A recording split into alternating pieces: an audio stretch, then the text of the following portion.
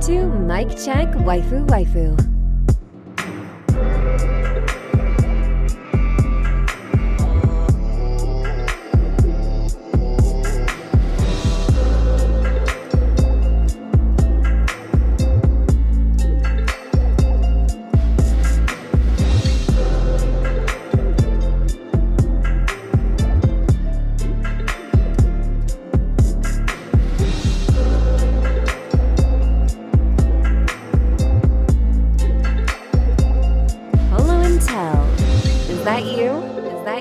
Mic check.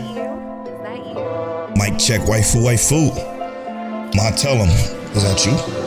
What's happening? This is episode 194 of Mic Check, waifu, waifu. As always, it's brought to you by Lube Complex, Don'tTalkShop.com, and our Patreon producers. Make sure you go to patreon.com/Mic Check, waifu, waifu, and get early access to the video versions of the podcast. Get access to the After Story podcast, which I should have talked about this before we started, but I don't think I'm gonna drop that last episode. It's all right. It's understandable, bro. Yeah. Unfortunately, y'all, sorry we gonna miss a week of After Story because that episode got a little too personal. I'm still glad I had that conversation though, because it was able to just free a lot of weight off my shoulders.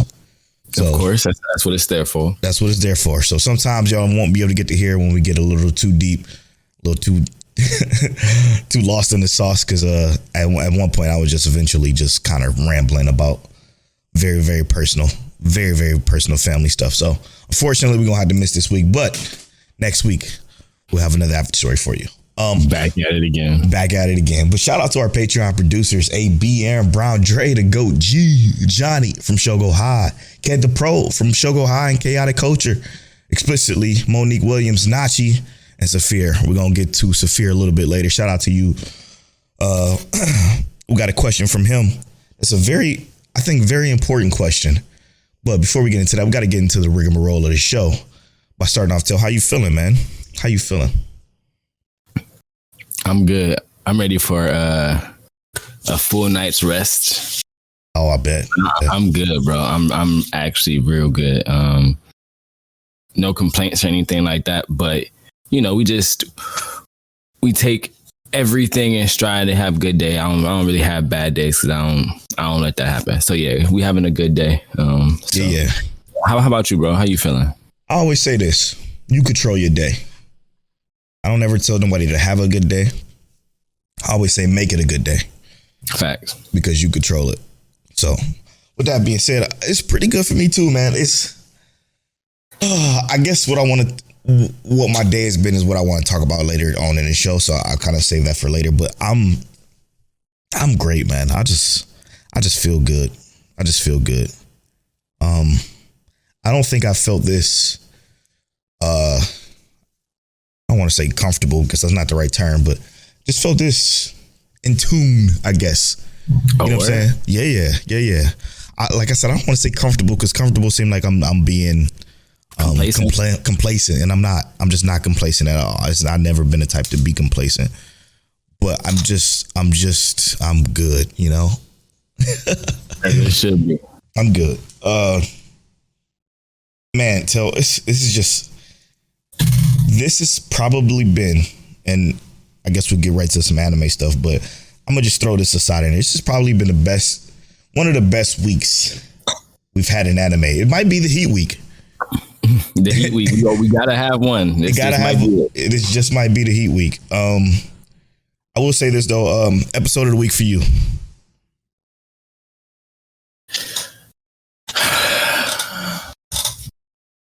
Episode of the week for me has to be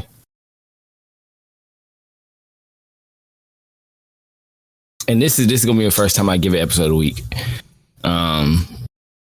And I kind of feel like it's not gonna be yours, but Nier Automata. I really enjoyed that episode this week. But they kill it every single week. Bro, we're gonna talk about that for sure. That would have been probably my episode of the week, but that's fine too.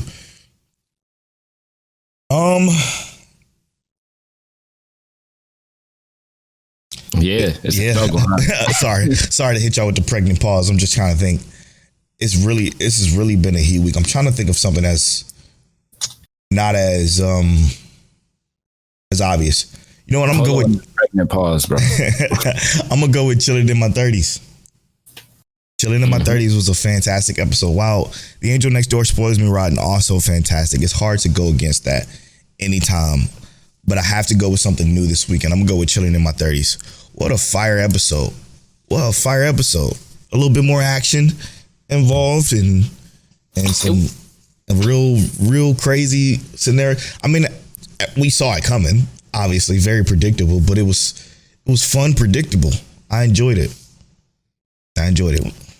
Yeah, I mean, we saw that coming like 3 or 4 episodes ago. 100%. It was nice to actually get the reveal on top of everything else we got in that episode. Mm-hmm. I am surprised you chose that over Angel Next Door Spoils Me Rotten. It's impossible to go against Angel Next Door Spoils Me Rotten. But again, every fucking week, I can't make it every week. You know what I mean?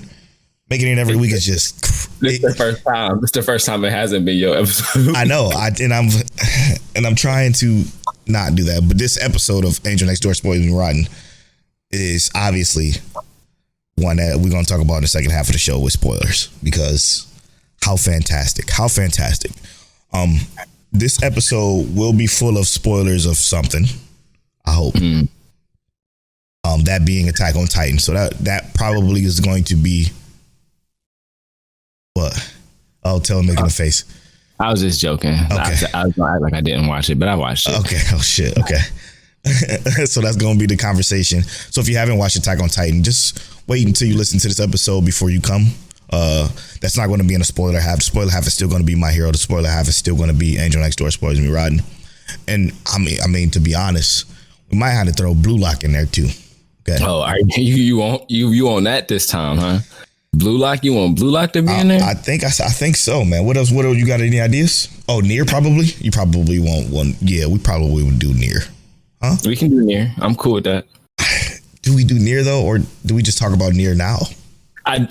Also hear me out. Part of the glory and beauty of Nier is kind of not over explaining it. So Nier, we probably shouldn't take it as spoiler talk. We should say that. We should save that for the review. Speaking of which, we are going to do a review of Nier Automata with our homie from Shogo High and Inside the Mind of a Blurred, Rob J. It's going to be one of our first featured episodes. I don't know, since Jujutsu Kaisen review with Nox. Yeah, it's been like over a year almost. Over a year, which I just know. I'm going to just tell you now, the episode is going to be fire. It's just going to be fire. And one thing I said I'm going to do is I'm going to replay the game. I'm going to replay the game. Just stream? No, I can't do it on stream because, you know, I gotta, it's a method behind that madness. Yes, exactly right. But that's something I really want to do. I'm just fucking captivated by Nier. I do want to talk about it in spoiler talk, but let's do it. We can do it. Okay, yeah, how could you not? Let's do that. Yeah, man. Before we do that, though, I want to do a little bit of follow-up. Before we get... No, you know what? Let's get to our question first. This is the perfect segue into our question. Yo, shout out to our Patreon producer, Saphir. Saphir got a lot going on. I don't know if he wants us to share it or not, so I'm not going to share it until he says it's okay. Okay. But first off, I want to get to a couple of comments from the After Story, episode 58 of the After Story. Gaming Leaks and Just Listen is the episode titles. Shout out to Rob J. He said, man, salute y'all. He said, and then we have one from Johnny. He says, man, I love y'all, man. Because we the second half of that podcast is we kind of give our friends their flowers while trying to understand the whole sphere. The very strange thing. But if you guys just support us on Patreon for just $1 or above, you get access to that podcast episode. It's pinned. It's the first episode. Check that episode out. It's fucking fire. But to get to our question, our homie, one of the Patreon producers, says, Saphir says, great episode. I know you guys will review the winter season in full, but right now, do you guys feel like it underperformed? What a great question. Yes, I'm gonna just say it from my perspective. Yes, it absolutely underperformed. And the reason why I say that is because maybe it's a product of and that's the thing. We've learned to temper our expectations. We have episodes on about tempering expectations, and even with my expectations tempered, having so much and yet keeping up with so little. You know what I mean? Like, or keeping up with so much by only watching so little in a season that's fucking jam packed of shows. Absolutely jam packed. Absolutely jam packed of shows. I haven't found the motivation to keep up with Bungo, but that's just personal. I would rather watch that fully and binge it. Yeah. I haven't been. Tokyo Revengers completely fell the fuck off for me. Like, I stopped watching it. I can even tell you right now, Tokyo Revengers, I am 6 episodes behind. Now, most of that is because I did read it, so I do feel a little bit less pressure to dive into something like Tokyo Revengers to be a part of the conversation, which we ain't never a part of that conversation anyway. Nobody else been talking about it to begin with. So ain't nobody else. That is true. Ain't nobody else talking about it. That's a fact. And then like stuff like Vinland Saga, like you called it, what you call it last week, the White Roots. Vinland Saga is quite literally the White Roots. It's bad, bro. It's real bad, actually. Not saying you can't enjoy Vinland Saga. If you enjoy it, we respect that. But there's no excuse for how utterly boring this shit has been, man. It's been so boring. Like I just don't care about these internal issues that Thorfinn has been going through. I did at first. I did the first 2 episodes, and then I'm like, it's enough. If this anime was not labeled action, then I would 100% look at this differently. I don't care about the action. You know that. Like that Canoe episode wasn't about action, and it was so good. But it's a masterpiece. We've talked about this before. Action is not always actually fighting. That's true. Is what I'm saying. Yeah. The action that they could be doing could be progressive. They still trying to figure out how to properly plant. I guess they know how to plant wheat, but they still dealing with the same issues that they've been dealing with since episode 2, bro. That's a fact. And that's why this season of Vinland Saga is so bad. But the winter season in general, I think there's an easy way to kind of like wrap this season up and like how it's doing, right? Because there is good stuff this season. Oh, absolutely. But what we uninherently did, right? We didn't intend on doing this, but we can say we inherently did this on accident. We started watching our recommendations, bro. Like, I watched Initial D. That means that there was so much that I didn't feel like watching. Yeah. That I was willing to finish that. Wow. Instead. What a fucking... I think that's a good way to sum it up, because there is a lot of good stuff. And I'm not even gonna say a lot of good, but there's at least like, let's say 6 to 7 consistently decent to good anime, right? Absolutely. And I mean, to be fair, there has been shows that fell victim to COVID or whatever their situation was, and the delays and stuff like that. But absolutely right. I mean, I'm just looking at it now. I'm ready to set Spy Classroom to drop, Revenger to drop, Buddy Daddies I haven't even tried to go back to, which is on me, because I hear it's pretty good. But I'm just I understand why you don't like that one. Don't even. Yeah, just never really that interested. High Card, definitely don't think I'm ever fucking pick up, especially now with what I got going on, and I'm gonna talk about a little bit later. But like, there's just so much that is just there that we can honestly like say that we are enjoying more so than what's been popping off this winter. Yeah, it's like we got some basic anime in here, we got some above basic, but the basic stuff just isn't quite hitting. Yeah, I agree. It's funny because the stuff that we were more so excited about isn't really holding true. You know what I mean? Yo, I'm still absolutely disappointed in Ninja Fushin. Oh yeah. Every week I'm just like, turn this off, bro. I do feel pseudo responsible for that. Mm-hmm. But I mean, it was either that or your other one, and your other one I'm sure ain't shit. So the $80,000, 80,000. Yeah, I'm glad I ain't. That was actually dropped. So yeah, so I mean, Trigun has been special. We can say that. Trigun is, oh man, yo, every single episode it's so reminiscent of like it's kind of crazy that we got Trigun and Nier because they are different, but they almost have like that same kind of vibe though, you know? Interesting like, you say that, yeah. They're definitely different, but like the quality that is put into it and everything overall, and then like the fact that it's kind of apocalyptic, but like, you know, human / not human scenario. It's these two anime complement each other actually, and it's really, really good this season to have them both. 100%. I couldn't agree more. So to answer your question, at least I feel like, yes, it underperformed. With a lot of shows that, oh, you agree as well? Mm-hmm. Okay. Yeah. I just feel like I expected so much more from so many different shows. Inspector is still good. Inspector, oh yeah, still phenomenal. Still phenomenal. I love it. You mentioned earlier, there's not been much that we wanted to keep up on this winter, so we started watching recommendations. You initial DM me the Monogatari series, and at first I thought I was just gonna watch the Bake Monogatari, and that was gonna be it. I was gonna be like, all right, I'm done. I'm over it. Wow. But no, I went ahead and started the second one. Yeah. Which in the again, I'm doing it in chronological order, which is Nisei Monogatari, and I was able to finish Neko Monogatari. So which is one was 11 episodes, the other was 4. So that means I basically just watched 15 again. You know what I'm saying? So it really ain't changed much. But I seriously have to say, I cannot believe I missed this entire series. Every time you say that, bro, it blows my mind because I swear I've been recommending this series.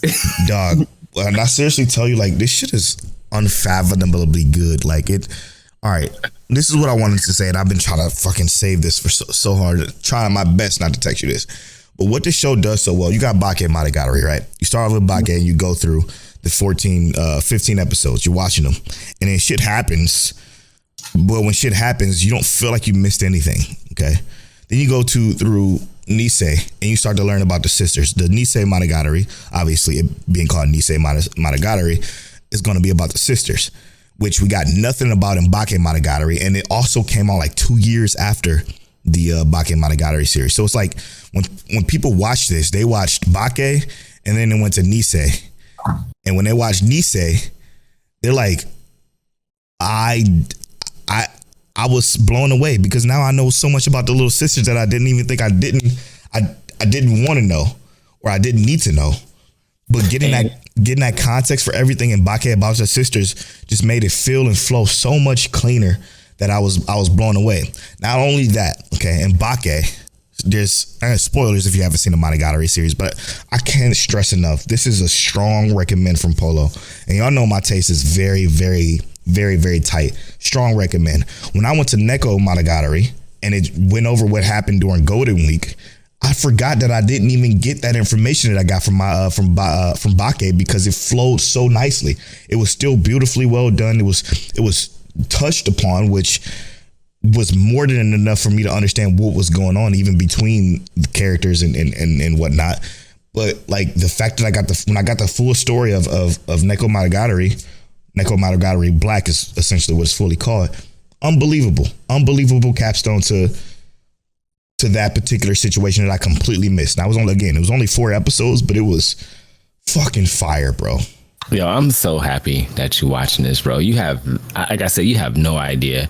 It's you actually sitting down watching this series and then you finally talking about it. I was like, I kind of felt like you were like, yeah, I wasn't sure, but I'm so happy that you in there like this right now, bro. Unbelievable. And I just love every character. And I don't like the tsundere characters at all. I never liked them in shows like this. But every character in this fucking show I absolutely adore and just can't. I don't want to be without them. It is. It's a lot. It's quite a few. It's about 5 or 6 of them. But every last one of them I love. And there's moments where you like, Not a damn thing happened, but conversation, a full conversation is an episode, but it's so creative. It's paced so nicely. It's visually stimulating. Like, it's just so visually stimulating when it comes to the conversation that I'm fucking blown away with how good this shit is. Absolutely blown away. My question is, I remember talking about this series, and I remember saying about the sound design, like how they placed the music and then the silence in there. And I can't remember which episode it was, but there was like a whole episode where it just felt like there was no pauses in music, but the music never felt like overwhelming, like it overtook the rest of the show. How do you feel about the sound design in the Monogatari series so far? So far, it's unbelievable. I don't necessarily even think the music is fine. The music is there, and it stimulates what's going on in the scenes very well. But there's something more to it. I'm closing my eyes because I'm just fucking visualizing everything that I've seen and heard. But the best thing about it is the fucking voice acting with the voice modulation that they do in certain scenes to emphasize certain proponents of the conversation that they're having. It's been times where they would emphasize a proponent of a conversation that I don't know shit about until I go to the next series. So until I go to Nisei or until I go to the Neko, something that happened in Bake is fucking, they said something and it modulated the sound or it like it gave it that effect where it like took, how can I say this? It reverbed it. It's a little bit more than reverb, but there's no other like a proper term before it because I don't think a term exists for this particular modulation of the voice. But it does that effect where it kind of like takes it out and like bolds it more. And you don't think about what they say until you go into a series further down the road. Definitely watch this shit in chronological order. It's the best way, in the way it came out. It's the best way to watch it so far. But I think I'm gonna do a rewatch with the way they say do it. Okay. I'm gonna have to just to see how this shit fit. But like, the fact that you already planning to rewatch, bro, is crazy. No, it's made for that. It's made for that. It's clear that it's made for that. But those conversation pieces, when they hit that word and then something happens 2 seasons down the road, I'm like, what the fuck, bro? It's just insane, man. Like, he said something about in Bake, he mentioned something like to I think her name is Homura. I can't say their names. Their names is very complicated, but it's the black cat essentially. He said something to her like, "You're getting headaches. Is it something like what happened during Golden Week?" And they modulated Golden Week, and I was like, "Golden Week, huh? Okay, I'm gonna keep that in mind." And then we go. That's Bake. It's the first thing I watched. Okay, then fast forward past Nisei. We fast forward past after Nisei, which is 11 episodes, which is the sisters. We go to Neko, and then it plays out what happened during Golden Week. And he said it's Golden Week, and he did the voice modulation again at the beginning of this series. When he said it's Golden Week, and he modulated again, I'm like, oh shit, here we go. Now I know some real shit about to happen.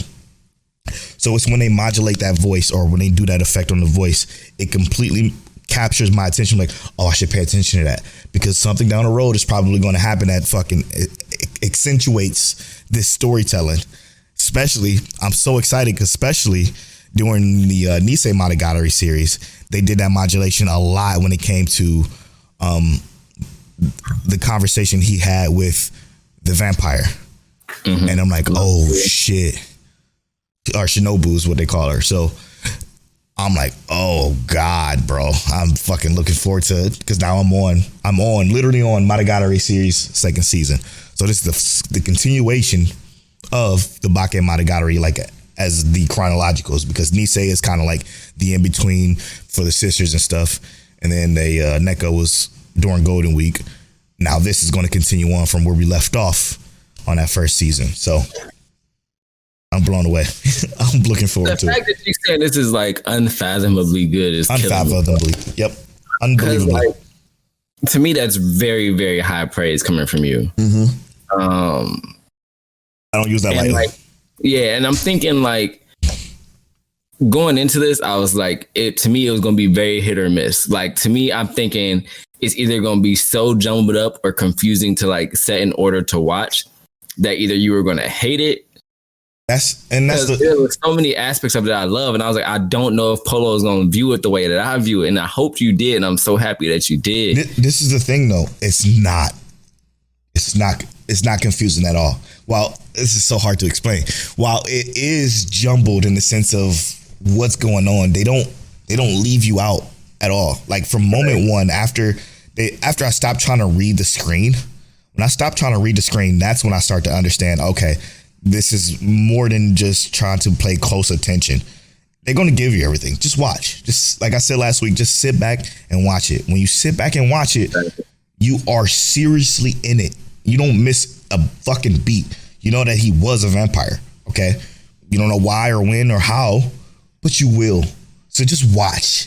And that's what's so fucking good, man. And I'm never a fan of flashbacks or backstories.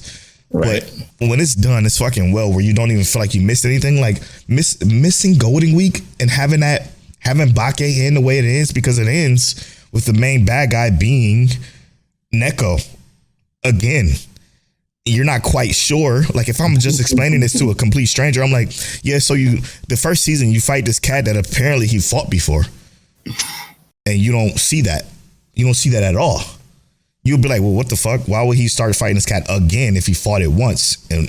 But they explain everything so fucking well, and they just drop the pieces in when you go further, that it feels good. It feels good. I feel like if I watched this during the time that they came out, I probably would have made this top 10 anime because of the fact. That's how I was going to ask, but go ahead. Probably because of the fact is, if I watched it when it came out and I watched season 1 and it was like it is, I watched season 2 or Nisei and I'm like, oh, that's shit fire. And I had like that year break or whatever it was. And I went to Neko and it was like a year or 2 year break or whatever it was, and came back to it. I was like, oh, I would have been like fucking blown away, but I also would have been mad because it's only 4 episodes. But, but still, you get the point that I'm trying to make. It's like, actually, you know what? I'm gonna look at that.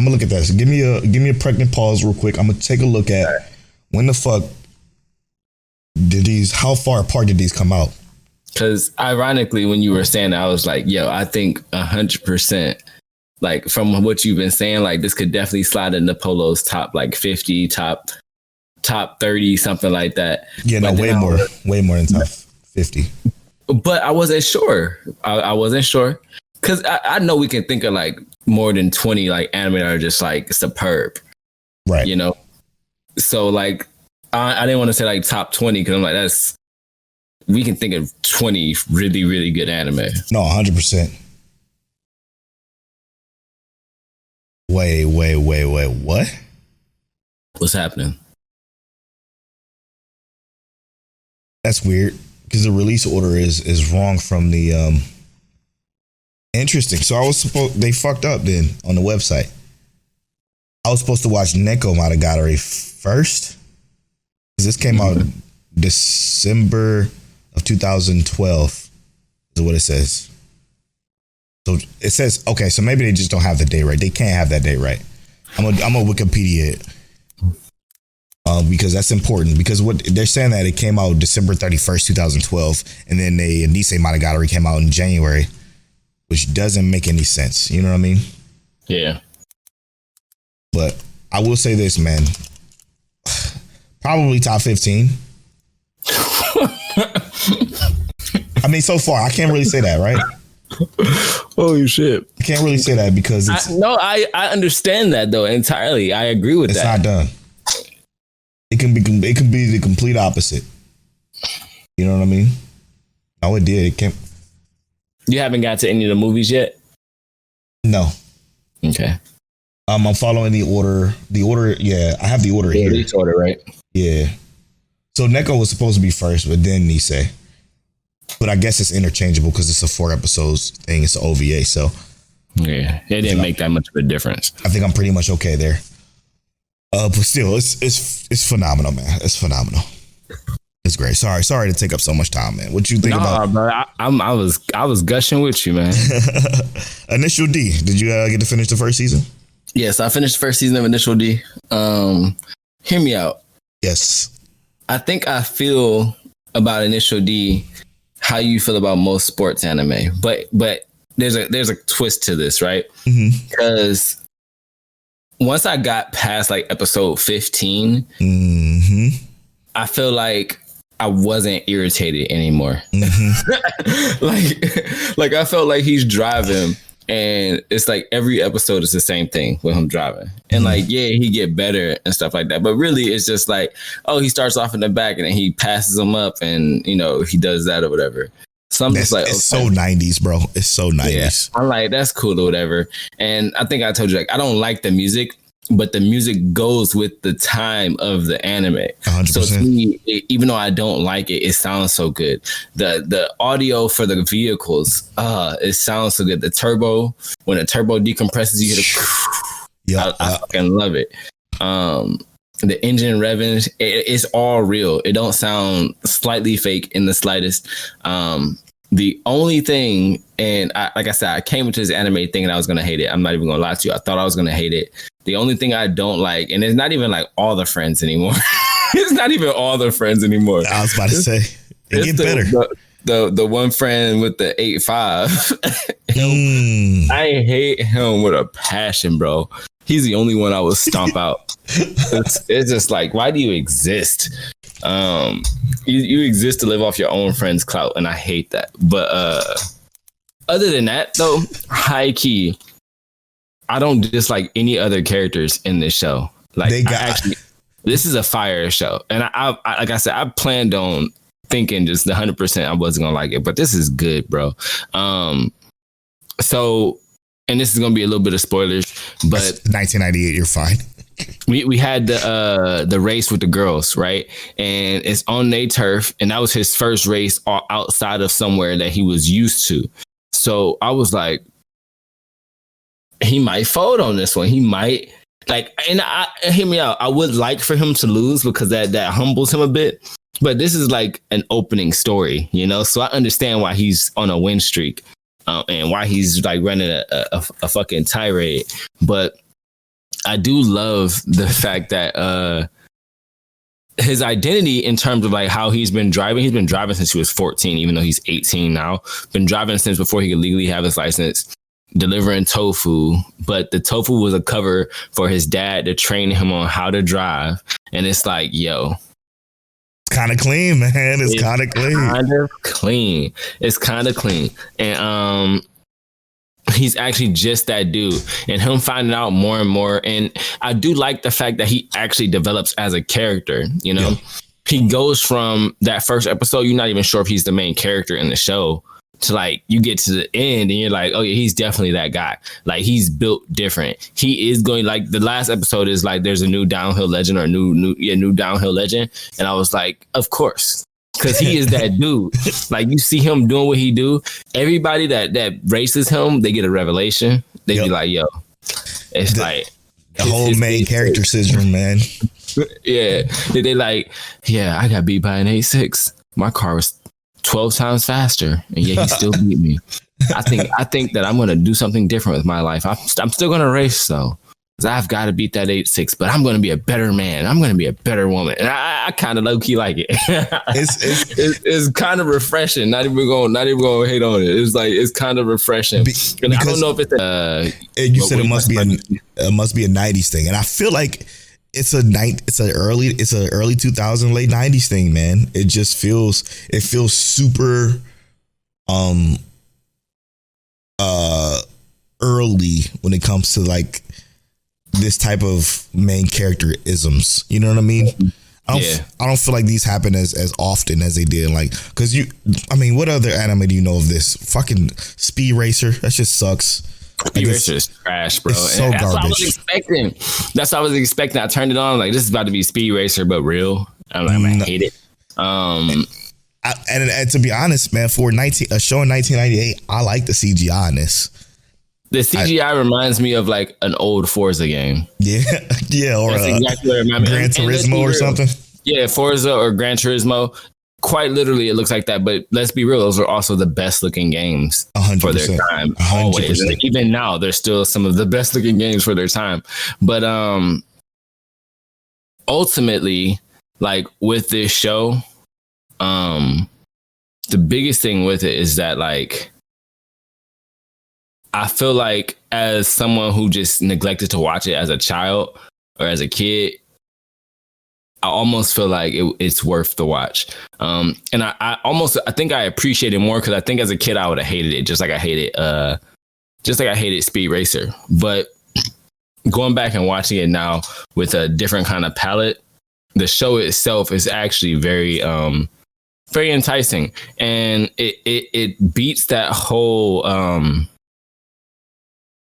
because it's not like the power of friendship scenario in this, but there is like that perseverance, you know, and like, it's that like plot armor almost. Yeah, it's definitely like a type of plot armor, but it's a little bit more believable because the guy, we know that his dad was legendary driver, and his dad has been training him just like himself. We know that he doesn't have to tune his own car because his dad tunes his car. And we also know that like, all this. like we know that bro is just high key a demon. He can drift without spilling tofu and water all over the place. And that was his practices later on when he got older too. Yeah, but you bringing back so many memories of me just watching this. I really want to go back and pick it up again and just see, because I know the dialogue is 1990-ish dialogue. I know the music is 1990-ish racer music of Japan. Like I know, like the music and shit just doesn't. I mean, not the music, but the show just it's hard for it to say that it can come out now in its current form without needing to make some alterations to be more modern like. But for the time, when you put yourself in a time, I do think it's still very good from my memory. Again, this is from my memory, so I'm glad I have you here to talk about it and kind of refresh my memory and my thoughts of it. But this is one of those shows because Monique and I, we just watched a show called Physical 100. It's a Korean like strength competition, like Squid Games basically, but it's like real competitors. And we just watched this show and we were talking about how even though like Asian people can be competitive, they're still very like friendly. They root for each other even if they just lost to you, right? And like this kind of show, like they be talking mad crap in the middle of the race, but as soon as the race is over, they like, you go. And it's like I high key, it's almost like a cultural difference. Like I high key love that for Asian people. Yeah. Like you beat me, but I want you to win because I lost to you. And it's like, yeah, like you better not get beat by anybody else because you beat me. You know what I'm saying? That kind of shit. Right. And I like that. I love that a lot. And I mean, you see it a lot in anime, like that philosophy, but I feel like this anime really, really drove that home even more. Was like, it's okay to be competitive and friendly. It's okay to do that. You can be like, I hate you on the road, but off the road, hey, what's up, bro? How you doing? 100%. But yeah, the anime it's a really good palate cleanse. It was a nice taste compared to everything else we've been watching. And like you said, this season hasn't quite been 100% successful. So to throw this in the mix almost made it feel like the season wasn't as bad as it was. That's how I feel about this Monogatari, bro. I'm like, damn.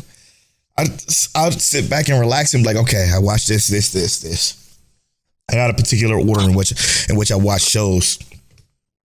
I was more so excited to be done with the set of shows that I have set to go to the Monogatari series that I was like kind of, I don't say rushing myself to watch them, but watching them faster than I normally would. Like I would normally save Angel Next Door for today. Which it comes out the day before, but I would normally save it for Sunday, like right before we record. I would do the same thing with My Hero. But I was ready. I was just ready to watch it all just so I can get to the Monogatari series and see how far I can get and what fucking new craziness I would learn. And it's been feeling good, man. It's been feeling good. I feel like I've been watching less, seasonal stuff and more of this. Obviously I have because I'm binging right now, but and it's also making me miss binging, to be fair. But it's been a good time, man. It's been like you said, a palate cleanser that's uplifted me and motivated me to do this more. Watch some recommended stuff and see some of the old stuff we may have missed and kind of touch back on it. And now to get to the main topic of the show, this is major. This is the return of of Attack on Titan. Okay. I will say this, okay, and I'm gonna be real. I'm gonna be honest. And why she about to praise it? Here we go. No. It's not necessarily okay. Maybe it's a little bit of a praise, but not really. Yes, a little bit. I don't know how to explain it. I'm gonna just say it. I was wrong, and let me tell you what I was wrong about. I was wrong like the most of the internet. Everybody was wrong. We were all wrong to be upset about with the way they're doing the releases of this final part. Okay, we assumed that they were going to release episodes weekly, and you know what I'm saying, we were going to have to go on a wait. We were going to get 3 episodes, and we're going to have to 3 episodes for 3 weeks, and we're going to have to wait another 4 months to get 3 more episodes to finish this shit off, or whatever it was going to be. That's not the case at all, which is on me and on us as an anime community, because we should have fucking read the articles. Maybe the articles did say this. I didn't read it. I just saw the headlines and I popped off. So I want to formally apologize and say, like, I'm sorry to y'all for even being upset at the fact that I thought that they were going to dick us with this shit. I didn't think they were going to do an hour, two hour episodes and call that in, which we said they should have do, like 2 movies or something like that. We said they should do this, which they are doing, which makes me feel a whole lot better about watching it, because it's much more palatable this way. Obviously, it's much cleaner. There's stuff in the longest parts of the manga is so short in here that it felt so much better than reading it. So much fucking better than reading it, because it was, reading it. It was long stretches of dialogue. When they went inside the mind of, like, you know, the Eldians, like that whole Eldian ground thing, I was like, yo, this part was so fucking long, bro. It was just unnecessarily, like, unnecessary conversation and stuff. Yes, and that part with the kid. That kid, when he was apologizing to the kid, it was much more to it than that. That was so fucking long in the manga. That was so tiring and boring, and just made me not care. I will say this: they finally had character moments that reflected the characters that they've been in the past, which is something that this whole entire final season has been missing since the fucking inception of it. And it's more so specifically Armin and Annie. They had that character moment that we obviously saw in the manga, but it just felt better watching it. And then obviously Hanji, that was rough to see. That was rough to see in a manga. So it was rough to see live. Even rougher to see here, because she's obviously, I think, like, she got packed up, bro. Yeah. And she really didn't get packed up. She just kind of evaporated.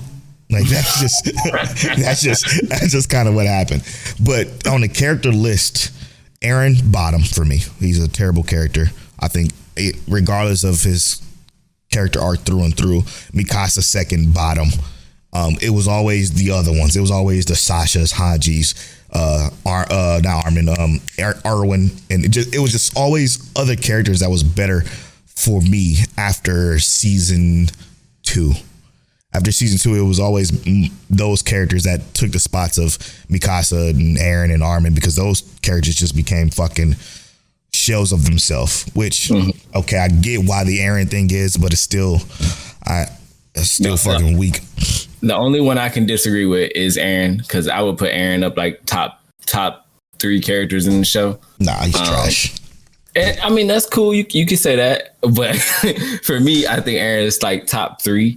But I agree with, like, the Mikasa and Armin thing. I hate them now, especially because I hate the fact that we're still, like, at this part of the story. Mikasa still is at that point where she doesn't make any decisions for herself yet. Still, you know, yeah. Is so, and that's always been her, more or less. But, like, now that we know why, it's kind of like way more irritating. It's just because she's so capable but yet inept. Like, it pisses me off so much, bro. Like, ugh. And then Armin stay, and I mean this in the most polite way possible.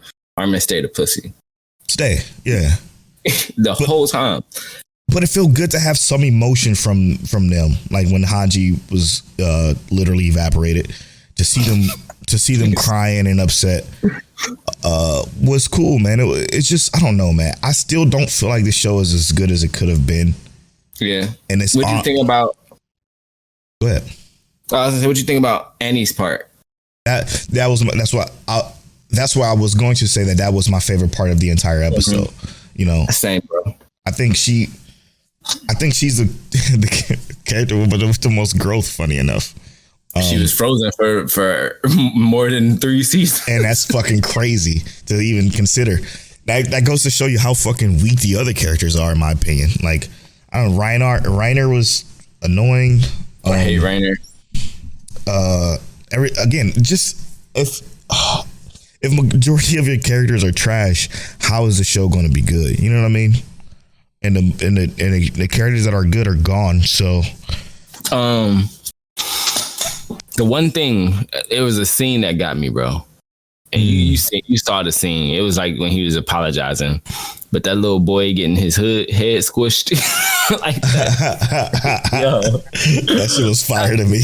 Why did they animate it like that, bro? That shit was so fire. They hate that little boy, bro. Yeah. They hated him. I ain't never seen nothing like that in my life. That was some of the most incredible parts of this episode, to be honest. Outside of what the Hanji moving the way she was moving, the fucking kid getting crushed was crazy to me. I felt like that was too real. I'm like, the people watching this shit, they probably loving this shit right now, and I like that. I love that for them.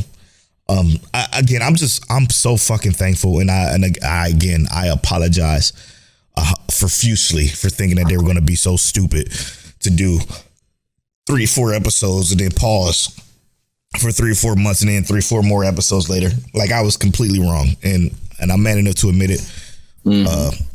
But to be fair, it was literally the entire internet thinking the same thing we thought. So I don't feel that stigmatized by it, but just I hope everybody apologizes for that. We need to take a word from our own book. We be saying all the time, don't believe everything you see on the internet. Don't believe everything you see on the internet. Absolutely. Rock the internet a little bit too much on that one. All we probably had to do is just read. You know what I'm saying? Go deeper into the article. But what the fuck I look like reading an Attack on Titan article? Like, I don't care. You know what I'm saying? Like, I know the way this shit ends. I think it's stupid. Now it's so crazy because you think about the beginning of this podcast to this podcast now. Wow, sorry. Let me just clarify. This episode was good. It was a good episode of Attack on Titan. I'm gonna just say that now. It wasn't a bad episode at all. It didn't make me feel as the others the beginning of the season has made me feel. And I was just completely I wasted my time. I enjoy watching this, and it's probably because it's nice, concise format. Yep, the nice, concise format with shit happening. It's going, and not a bunch of bullshit, dry ass characterizations of people I don't care about. So I will say, fire episode. Let me just get that out the way before I say, I'm happy that they're doing it like this. So we only got one more part. That's it. When we done, that's it. It's a wrap. It's a wrap. But like I was saying, it's funny to go back to the beginning of this podcast where I would talk about how close Attack on Titan is to being in my top 10, top 5. I think it was top 5. To me, absolutely fucking hating it. Obviously, it's subjective, but objectively, it's all based off of shit I've seen. Coming up to the final season, knowing how I view stories now, and knowing how I view characterizations and world building. Like, I just fucking, it's just so blah, you know what I mean? And I'm glad this one was better. I'm so glad that it's ending better than I thought it was going to so far. Yeah. I'm looking forward to it. When you talk about that world building, when we get to this point, we actually realize how small the world building for this show was. Very small. And the weird thing is that I feel like reading the manga, I didn't realize how small it was. But it was something about the motion of the show that when they did it, like, we were like, so there's really only 2 places that we've discovered or that we actually been to. And it's like, this is the world. And it's like, yes, we know the world is the planet Earth, right? It's a whole planet. But realistically, the amount of world that we've actually talked about or actually done or seen in this show is so minuscule and small that it's like, which didn't feel anything. Yeah, which is fine though. That could be totally fine. It's just that it just have been between these two particular sections of the world that it just feels so blah, like it. Well, it's the scope of, like, they talk about the rumbling, right? Mm-hmm. The rumbling is supposed to be a threat to the entirety of the world. Yet we really only see, like I said, two parts of this world. So it's like they built up this grand scale of what the rumbling is supposed to be. Yet it's almost like neutered and made to feel smaller because they didn't build up the world properly, I guess. And like I said, it could literally just be the fact. And like I said, I felt this way only in watching it. But like I said, when I was reading, I didn't quite feel like the world was so small. And it could just be, like I said, my imagination when reading it is way grander than anything else. So when I'm watching, I'm like, yo, this shit is small, bro. He just started the rumbling 5 minutes ago, and they already over here. Stop it out. That's a part of the form factor, though, right? Like reading it had a lot more dialogue of the in betweens and shit. That was very boring, but I think with them going past that and kind of just moving the shit along, it feels better. I just don't think this story is that interesting anymore, man. And it kind of breaks my heart because I loved it. I loved it so much at first.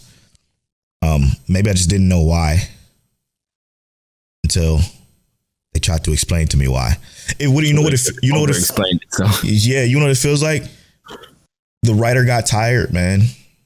He got tired. I'm just like, he's like, okay, now let's kind of go, And it just felt like he lost a lot of his character touches and like I said, the world was fine. I guess it's big enough, but because it's about our characters, our main characters being stuck in this cage, the bird cage analogy, if you will. And then them going out and seeing that the world is bigger, them knowing that they've been imprisoned there. I get that. Like don't get us mistaken. We understand the story and the concepts of Attack on Titan. But it just feels like this whole, he tries to overcomplicate the writing with this whole, I've seen all of the future and I'm about to do the rumbling to win our freedoms. I just feel it's so fucking bland and so, I don't know. It just could have been better, in my opinion. It's not enough thought put into it almost. Yeah. It's like an unseasoned meal. Yeah, and when you said the writer got bored, it's kind of how I felt about Hunter fans. Damn. At this point, and I basically I know Steve always got something to say when I talk about Hunter, but the show ain't never gonna get finished. Yeah, no. At least this one got finished, but the issue is that like you said, it gets that same exact vibe. Like the writer got burned out and was like, you know what, I'm gonna finish it, but y'all just gonna have to take what I give you. Yeah, and that's exactly what it feels like. That's exactly what it feels like. A spinal worm or whatever the fuck. Let's go ahead and take you want to do recommendation roulette, or are we still just gonna continue our currents? Yeah, I will happily start Initial D phase 2. Second stage, yeah. It's only 13 episodes, so you got a little bit easier this time around. Oh yeah, it's funny because it flips. And now I got 6 episodes, and you got 13. Let's go, we in there. So we continue our recommendations of Initial D for Tell and Monogatari series for me. Now I got 10 of them hoes, so I don't know if they're like movies and OVAs and shit. We got movies, but I think I got Initial D movies too. Oh, do we watch them? I don't even think I've seen the movies. I think the movies are like recaps of the seasons and shit. You know what I mean? So I think you should just do the stages. Yeah, just do the stages. First, second, third stage, and I think it's a final stage. Yeah. So I digress. We'll be right back after these.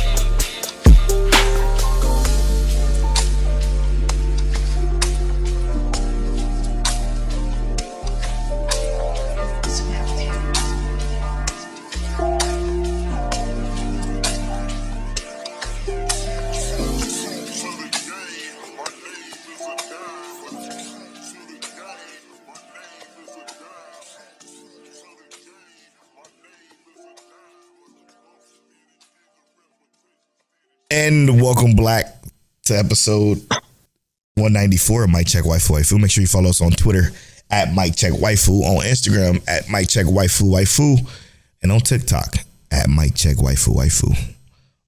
We're about to spoil episode 22 of My Hero first, and then episode 9 of Angel Next Door, and then episode 6 of Nier Automata. First and foremost, I want to say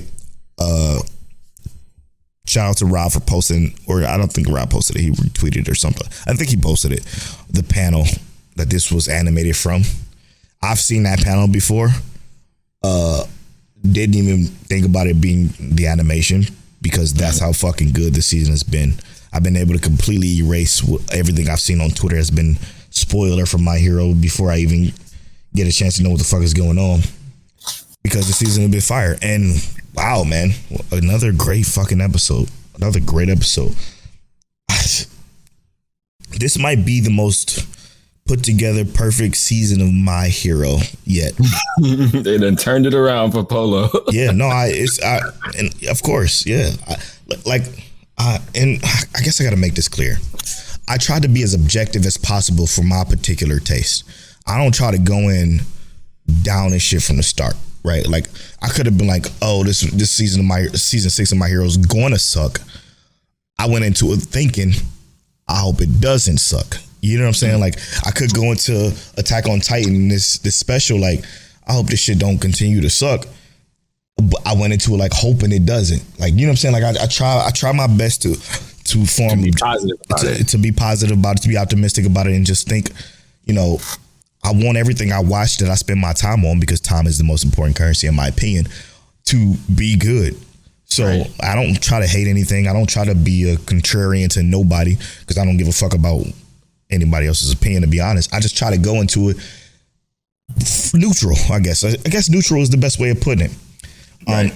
And to be honest, man, I couldn't have been more proud of what this My Hero season turned into, because objectively, I don't give a fuck who you are. You can't say this season is bad. You can't. I don't see how you can. There was 2 episodes that should have been flipped as far as pacing goes, and that's it. Moment 1 all the way through. I thought the overall season was definitely better. You're capping.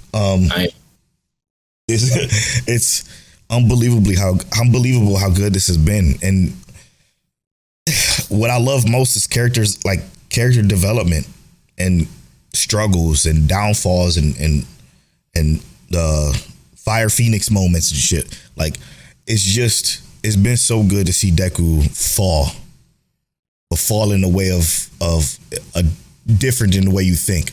Because when he fell in previous seasons, he fell because he failed. You know what I mean? He fell because he wasn't strong enough. Now he's more than strong enough. He's the only one that's strong enough. And he's failing. How's he failing? He's not failing the city per se. Yeah, he is, because he is failing the city because he's failing himself, because he's failing his own morals.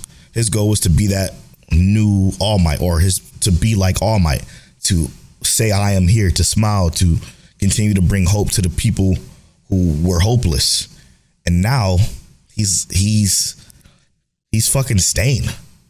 You know, he's basically the villain killer Midoriya. And it's like, and it's unfortunate because now the city is not looking at him like he's a hero. Like, oh, hey, Deku's here. Deku's here. We're happy. They're fucking terrified of this menace. And he don't see it, because he just needs to do whatever he can to get off for one, which I respect and I get. But seeing it from third person is rough, because you're just watching him tear himself apart. It's dire straits. Very much so. What did you think about actually seeing Hero Killer Stain? Fire, man. He's one of the best characters in the entire show, to be honest. And the fact that we only getting a tickle of him makes me look forward to what I'm getting later. You know what I'm saying? And I can't wait to see what he has to say about this current predicament. You know what I mean? I don't think Stain is a part of All for One scheme. I don't think he really gives a fuck about any of that, because he never did. Never did. Stain always been about fixing the world. Yep. making sure that the heroes are doing hero shit. Yep. And the fact that he's not, it's funny because now I feel like Stain might be the one to bring him back to consciousness and not his own class. Funny enough, because the next episode is Class 1A versus Deku. So, yep. I think, ironically enough, Stain is the equivalent to like what Lady Nagant and Hawks are, but better. Better? Nah, not better. Not better. But I'm only saying better because he's not living by that code of, you know, I'm a hero. I got to put on the facade of a hero. Stain is like, I'm not trying to be a hero. I'm just trying to make sure the world is good, you know, or the heroes are doing what heroes are supposed to do, more or less. And that's why I mean by better, because like Hawks and Lady Nagant are following orders. Yeah. You know, Stain is not following orders. He's doing it by his own free will. And it will be viewed as harmful, but, you know, it just kind of is what it is, you know? No, it's not viewed as harmful. It's terrible. He's killing heroes. Like, he literally kill them. So it's an awful thing to do, to take matters into your own hands. But the morality behind it is kind of there, you know? Like, let me get rid of I don't believe this. Let me get rid of the parasite in this world that should be full of actual heroes. Let me get rid of the fakes to pull Nisei Monogatari. Nisei Monogatari line. You're not gonna remove a leech if it's leeching on to you. You're gonna let it stay there, suck all your blood out so you're not polo no more. That's terrible though, because like you kill leeches. You know what I'm saying? Yeah. You kill leeches. These are people who are heroes, but they're not quite the heroes that Stain think they should. But he's not. He shouldn't be judge, jury, and executioner at the same time for people who he deems not worthy enough to be a hero, because that's very subjective. It's it's very harmful. I think more like it should be. You should think about it like as a removing a fraud from a circle of truths. Right. So who Lady Nagant and Hawks follow rules from would be probably given better opinions. Yes. Even though they have them kill heroes and shit too every once in a while. Absolutely. Because that comes from a place of these heroes can harm more innocents than, you know what I'm saying? Like, I think what Hero Killer Stain is trying to do, he's trying to, what's the word I'm looking for? He's just taking matters into his own. He would be more or less. Yeah, he would kill Lady Nagant for doing what she's doing. He would kill probably Hawks for doing what they're doing. But you can't really think about it in that perspective. Well, he probably wouldn't though. And the only reason I say he wouldn't kill those two specifically is because both of those heroes are, and he's not looking for people who are doing it out of he's looking for people who are being heroes out of like just straight nobility. That's why he likes All Might, because All Might is a hero who's been a hero just because that's what the world needs. That's why he instantly liked Deku, because Deku didn't run when there was somebody in danger. You know, everybody else when they fought Hero Killer Stain, they attacked Hero Killer Stain first instead of reaching for the person who Hero Killer Stain had cornered. Deku was the only one to go for the person who was cornered, so he viewed Deku immediately as the actual hero. So that validates my point even more. Like he then really has no reason to do what he does. Again, removing frauds from the truths is a noble thing to do. It's right.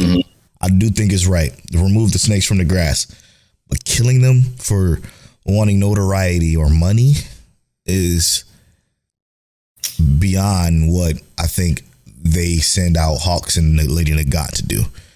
Because you got motherfuckers that not only are doing something for money, but they're selling hero secrets to villains that can get people killed, or they're doing shit that can just literally flip the whole. It can literally turn the world into what it is now. Funny enough, but like it's a tough thing to counteract. Outside of that, though, seeing fucking All Might, man, try his hardest in that whole conversation that he had within himself to say, listen, I know how lonely this can be. He's experienced it. He's literally the best person for Deku right now. And Deku's not trying to hear it. It hurts. That shit hurt. Seeing that moment where he was trying to get him to stop and eat. And he reached out to him and he was saying all that shit he was saying. I damn near shed a thug tear. It was it was so strong, so an extremely powerful moment that I was emotionally invested.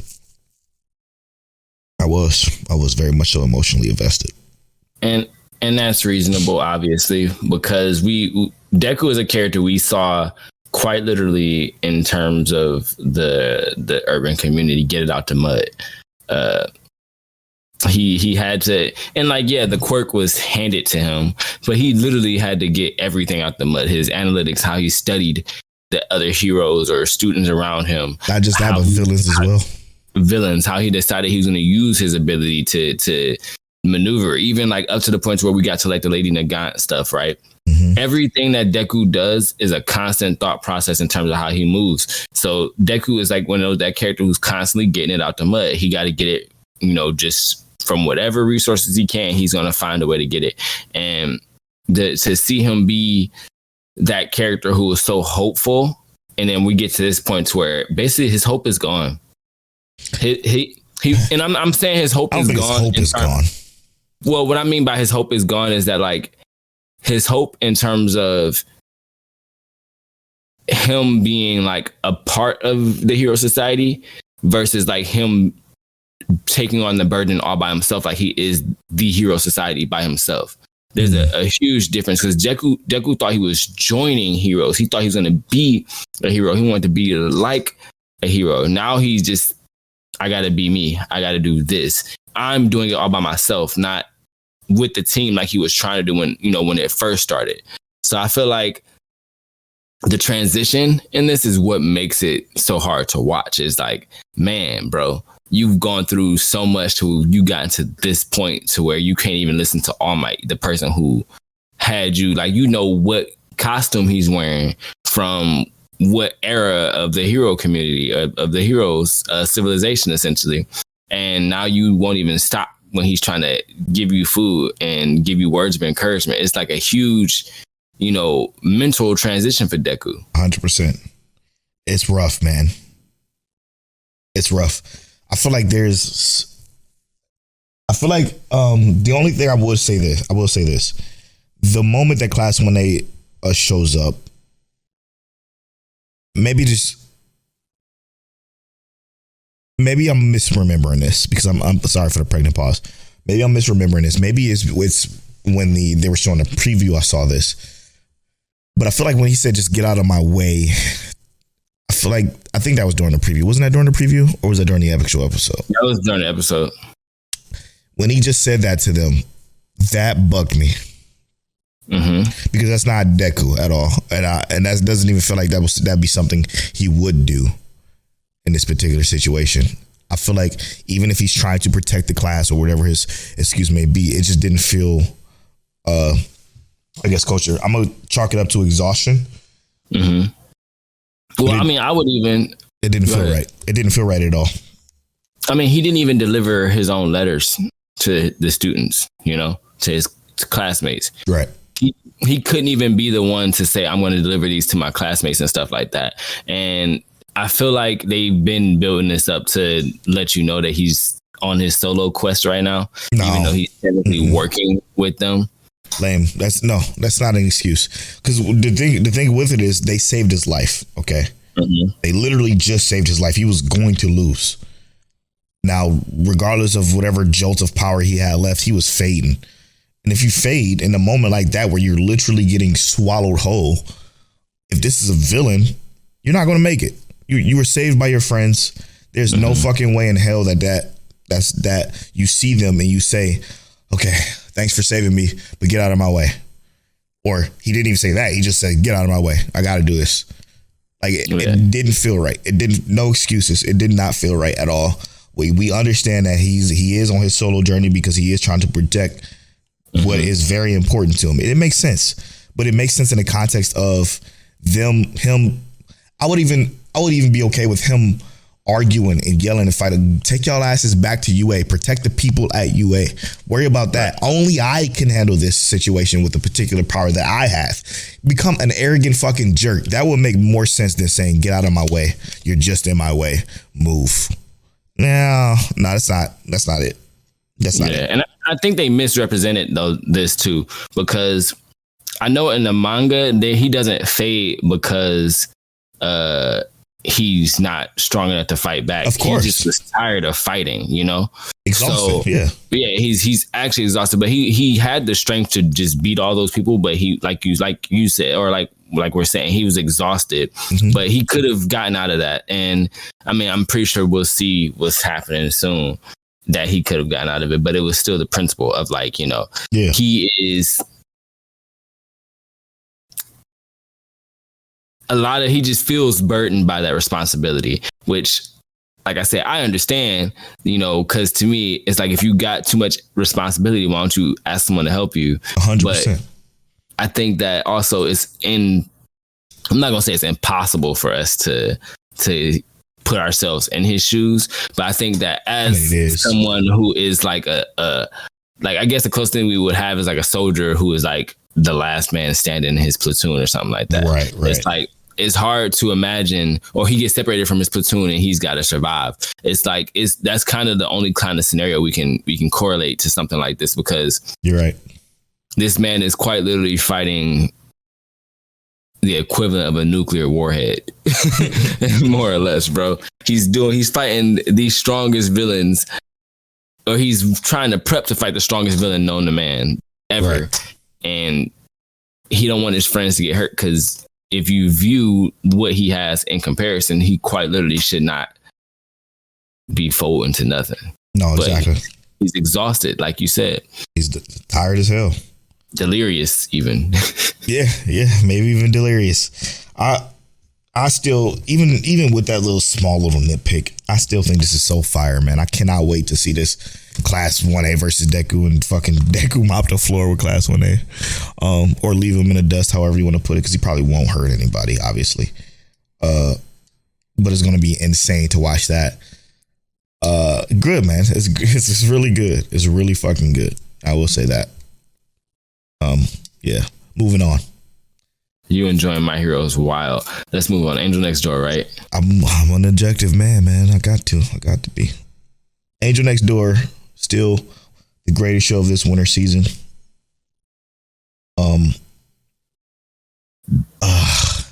So going on a date with an angel, or going out with an angel. Yeah, I gotta say, it kind of it did kind of hurt when he said that we're not together, and she kind of like snuffed at it. You know what I mean? Mm-hmm. Obviously we're referring to when they went out and they got called by the popular dude, who's really fucking cool, by the way. Like, what a cool dude.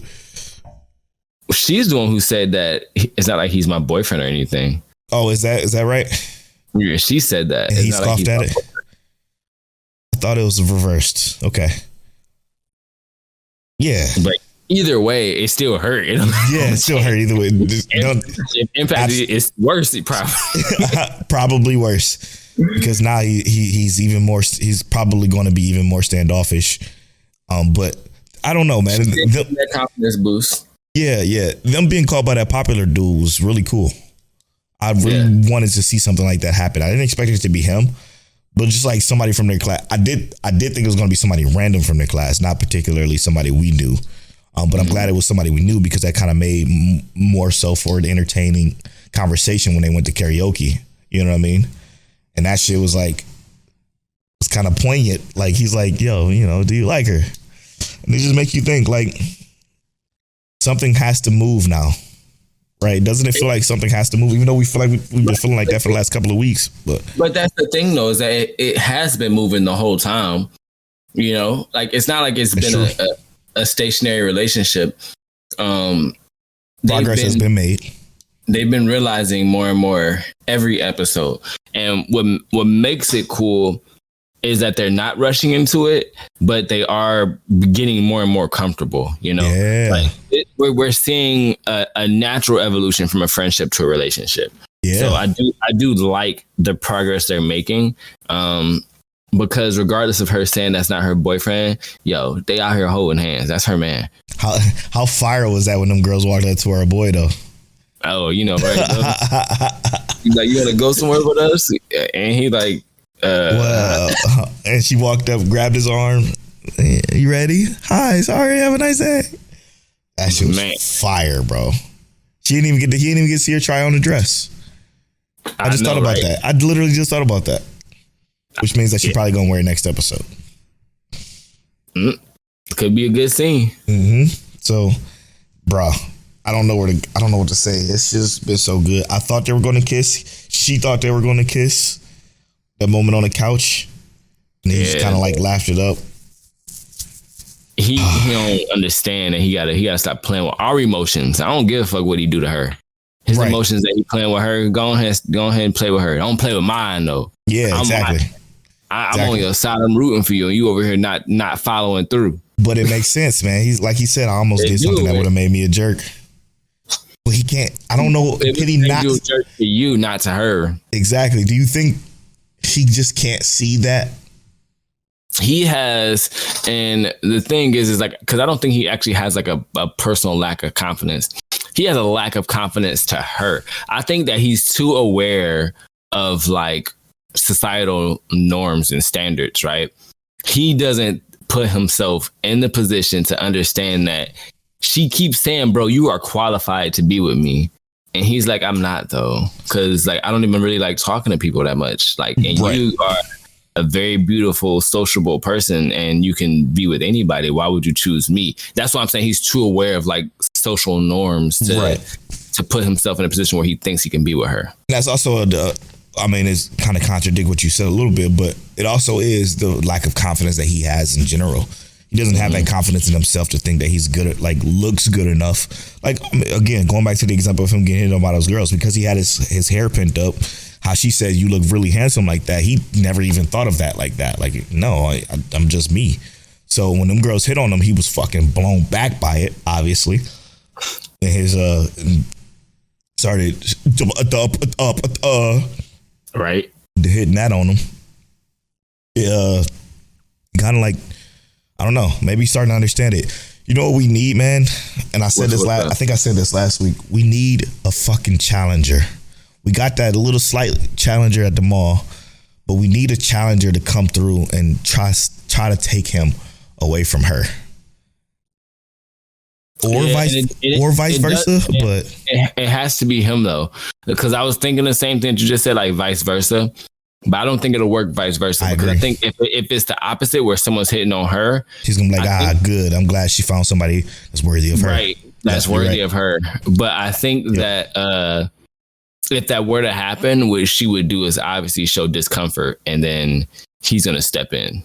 But I think if he's in a situation where his girl's hitting on him and she has to be like, you know what? We not doing that. Like, not mine. I agree. It's gonna have to be at school, bro. It'll have to be at school. Like a love letter being put in his desk or something, or his locker.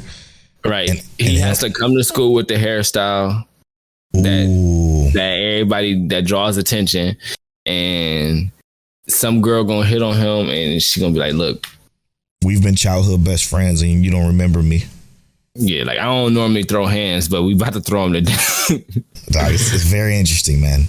We only have, let's do a gut check real quick. We only have 3 more episodes. What's your prediction for these last 3? Your gut check for last 3. I actually don't think we're gonna get a resolution. Oh, like, by resolution, I don't think they're gonna end up together. I think that they're going to decide to continue their like domestic partnership kind of thing. But I don't think that they're going to officially come together because they're going to give us the season 2.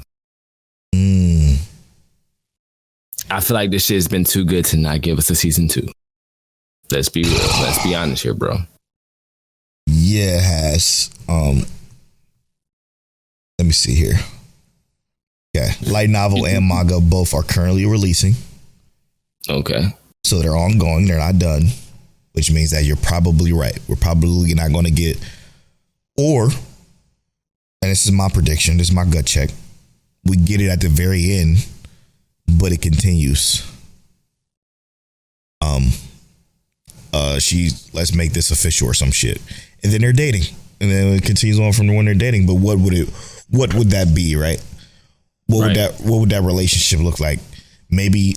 Oh nope! I'm changing it up right now. Audible. Here it is. You ready for this? It's an option. I should be a writer, but I'm not going. I'm gonna just give it to you. Her parents forces her to move. She moves to a different town. They no longer can see each other at the end. And it's pure fucking sadness. But we get a season 2. Something happens. Something brings them together. I don't know what it's going to be. But that's what I'm thinking. I was going to say, I thought you were going to say that they make her move and she moves to the opposite side. Oh, that'd be fire. But if I'm not mistaken, I think it's another girl that lives, like a girl that we saw before that lives next to him. Or does she live next to her? Because there's another girl that goes to their school that lives on the same floor as them. I don't remember. Damn, let us know. Tweet at us at Mike Check Waifu or at King Teliano or at Polo Bornfly, POLOW, obviously. And let us know if there's another girl, because I don't remember and I don't want to go back and rewatch. So let us know. Moving on to one of the. Okay, I'm going to be honest with you. I shed a thug tear. I did. I did. I had the one. It was the one that dropped.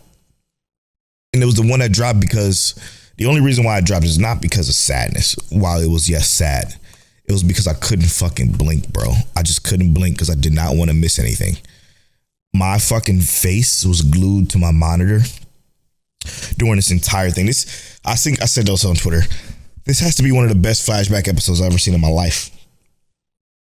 Like, this was, like Rob J said, 86 levels of flashback.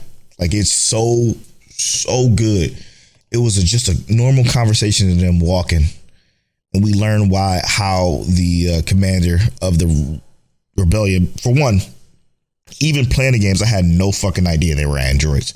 Zero clue. Okay, I thought they were humans.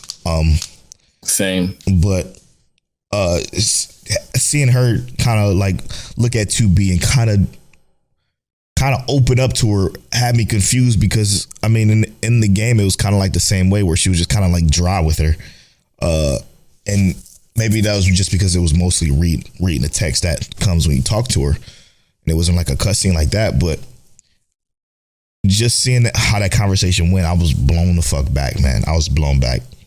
So my question to you, and I know this is a flashback, so I imagine it's the same. Is this number 2 and 2B the same? They're the same model. So the model number is 2. The B is the upgraded version of that, basically. So number 2 is just number 2, but later on down the road they upgraded her to 2B, which makes her a stronger unit, Uraha unit.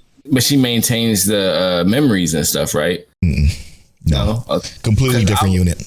Because I was like, yo. So to be fair, to clarify, all the 2 units, the number 2 Uraha android units have that same haircut. All the number 21 units have that same haircut. They all look particularly the same. 9 units. 9 units look like 9S or 9s in this particular case. Like, they're very specific to that particular unit. Now, while some of the black box data can transfer over, but it has to be uploaded to the server to then be downloaded again by that same particular Uraha unit, or that same unit. So it has to be another 2B unit to then get the memories. This one was just a number 2. So Got it. Which makes sense because I think that what happened like hundreds of years ago, if I'm not mistaken. So, hard to gas that timeline. But man, when I tell you this shit wasn't in the game, and it had me so captivated. Like unless this was an L cut scene that happens, you know what I'm saying? Because this was letter L ending supposedly. I would never seen it before. I never even got this much detail on Rebels, period. So I was my mind was blown back because I got just text on the screen whenever I would talk to the commander to get a mission from her or whatever have you. And it would just be, little ancillary story beats that seemed like she was kind of against the Ureha units, but I wasn't really sure why. And it was just now that I know that she just didn't want to get close to them again. Like, emotionally scarred, bro. It was it was a lot of loss. It was a lot of loss. And it was a lot of loss, bro. Gruesome loss. And it was sadness. And then the virus and man, the virus is crazy, man. 21 got infected, and then she was the one who was curing people, and it's like, you gotta hope. All you can do is hope that she gets it out of herself, but realistically, we know. Yeah. So the thing I started to put together, though, Tell, is that the difference between 2 and 2B is personality. Mm-hmm. If you noticed how they made 2 had a lot of personality, very bubbly, very about trying, very about her comrades. You know what I'm saying? Trying to be successful in their mission in the way of having emotion. And what they did was later down the road when they upgraded the 2 units, 2B became one of no emotion, one of strictly orders and follow this direction and stick to it, and or emotions are not a part of our script or whatever, you know what I'm saying? While 9S is the one that is pseudo open to emotion or pseudo to learning about emotion, while still like, I have to be the surveyor unit to make sure that these robots don't have emotion.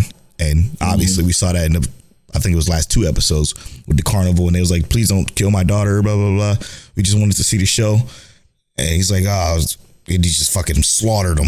And it's just, I fucking find this show to be so, it captivated me in the way that the game did. And that's why I'm so happy to have Rob J come on this show and do the review with us, because this is going to be so great to have y'all two who's never played the game, who's never seen anything about the game. Well, you've seen a little bit. You know nothing about the game. And then me, who's played the game, to just see our different things, because watching this makes me feel like how I felt when I played it, and why it's my top 5 for my favorite video game of all time. And that's this fucking the complexity between androids and automatons and machine life forms, and what they can evolve to from even being I don't want to go into anything that's too deep for future references, but I guess I can reference the network that happened where you saw kind of like how Adam and Eve was born. Mm-hmm. And like being separated from the server and what that can do, and having that, if you remember, I think episode 2, where that robot, he was starting to form off of the server with that flower, when he noticed the flower growing, and then him and a couple of other machine life forms started planting flowers. They were just planting flowers over and over, and then playing that beautiful music, and then they started to get attacked. And when they started to get attacked and they crushed all the flowers, you've kind of felt the sadness he felt, quote unquote, but he didn't really feel it. He don't know if he felt it. It's just so complicated, man. It's a complication of emotions, man. It's so crazy to think about, because you think about now, right? Like, what if a meteorite or an alien comes down to Earth, creates these machines that are helpful at first, but they're helpful to become like Vivi and then eventually destroy the entire Earth and take it over. I don't know, man. What do you think that does? to like evolution, right? And that's what this show is about. That's why I love it so much. Sorry, I just went on a tirade there. True, that might be an after story topic, evolution. It just might have to. It's wild, man. You got anything you want to say more? Nah, bro, you said it all. I ain't even gonna hold you. You said it all. I'm sorry, man. It's just so I was fucking captivated, man. Like I said, I couldn't blink. I was sad. I literally was so sad. It was, again, best flashback episode ever. Yeah, it was like, so I think that this number 2 gave us a range of emotions to kind of work with, because I feel like she inspired us in a sense, like gave us hope that it's not going to be all bad, and it still went all bad. So we kind of just got that range of like happiness, worry, and then just like despair, because it didn't work out like we wanted it to. My question to you is, and then we can end off on this here. My question to you is the Moon Command, was the Moon Command, or are they wrong?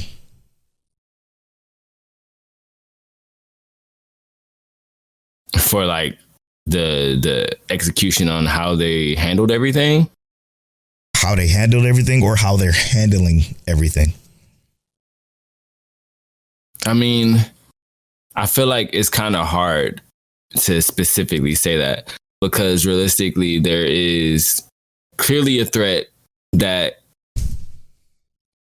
can be spread or cause more problems if it's not contained. It's like saying if it's like with zombies, like in The Last of Us, something like that. It's hard to say if specifically killing someone who's been infected but not verifying it is right or wrong, or if just cutting off that area is right or wrong, knowing that there's infections or not. It's like it's hard to say if you're right or wrong,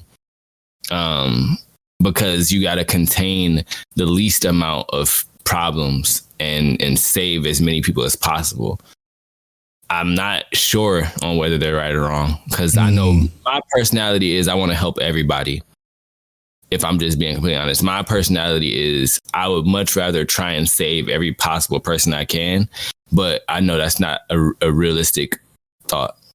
I'm going to say this just as a reminder to everybody who's currently watching, because again, that's a lot that goes on in the show, piece by piece. Humans created automatons, which are the Ureha units. These Ureha units specialize in wiping out machine life forms, okay?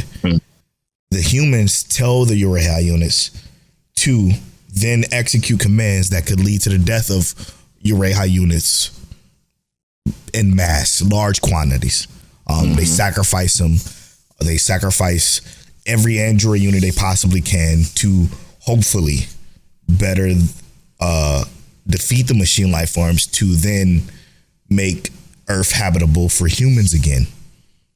But within that, you have some Ureha units that are the commander specifically, who you could tell she feels stress from these orders. You know, how she felt with losing her Ureha units that she had, that whole squad that she had down there that was full of talented units, and she scoffed at, you know, having to send them to their death basically, and not be able to send them any backup or do anything like that, because resources are obviously finite on the moon, right? They, like, humans are on the moon to create Ureha units and then send them down to fight to try to take back the Earth.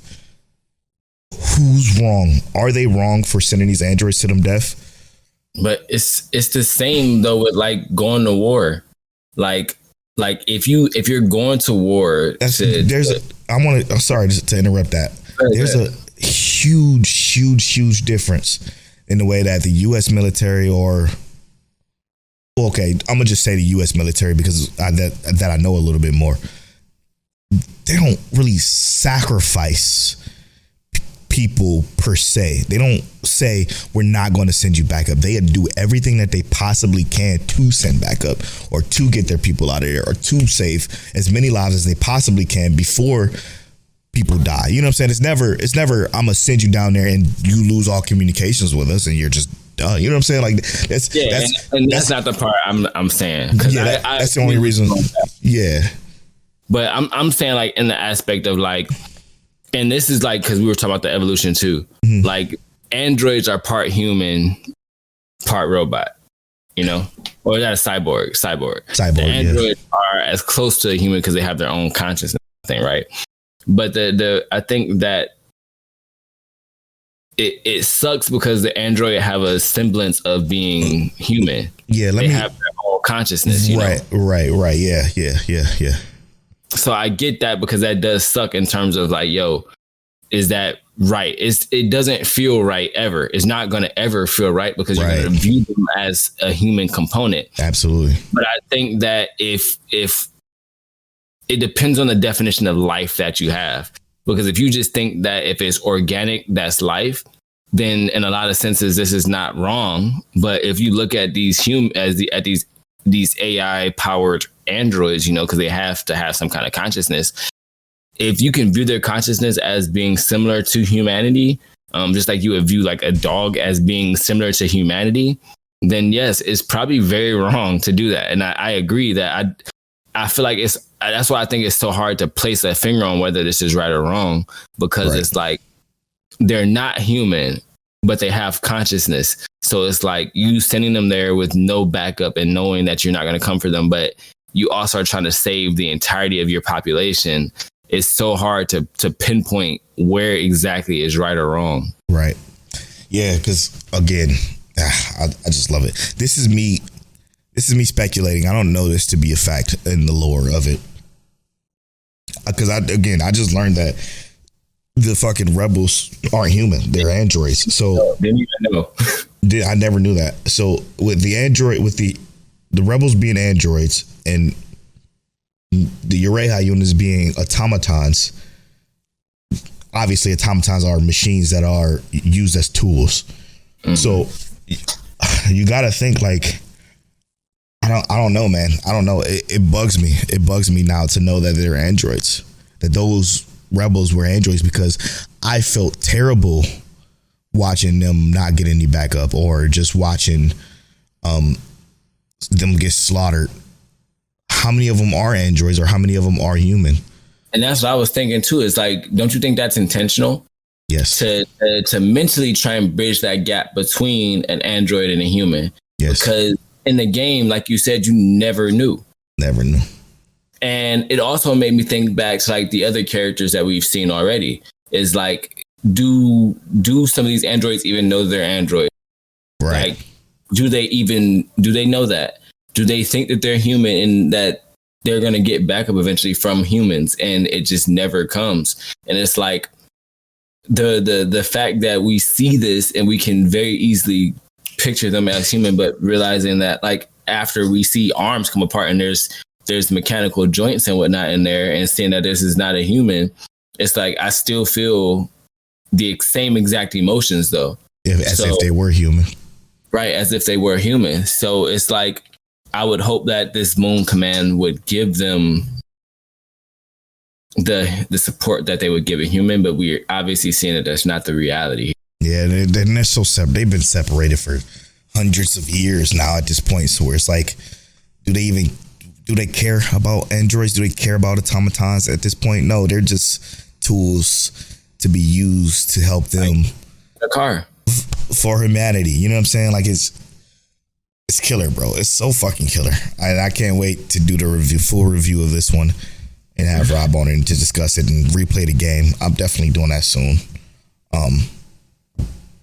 Because I want to remember this vividly. Huh? I said it's on Steam. I might buy it. Yeah, it's on Steam. It's incredible. And I think it's some of you. It's definitely. I would say this. It's a Burke-ass game. It's a Burke-ass game. It's definitely the beautiful hack and slash combat that he would love. And yeah, that does sound like a Burke-ass game. Yeah, it's like big swords and manifesting. It's great. It's a great game though. Like I said, it's been my top 5 for a reason, and I'm so glad that I'm able to talk about this objectively without these rose-colored glasses. But I am at Polo Bornfly on all social media. I'm at King Taliano on all social media. You can follow our social medias at Mike Check Waifu on Twitter and at Mike Check Waifu on Instagram and TikTok. And as always, love each other. And Mike check. That transition was killer.